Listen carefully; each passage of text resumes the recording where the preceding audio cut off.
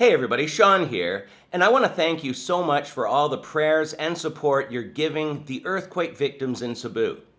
As of this morning, you've already given almost $7,500 to help these people, and most importantly, allowed them to hear the gospel of salvation through Jesus while they're being helped. And here's just a few pictures of the crew helping out.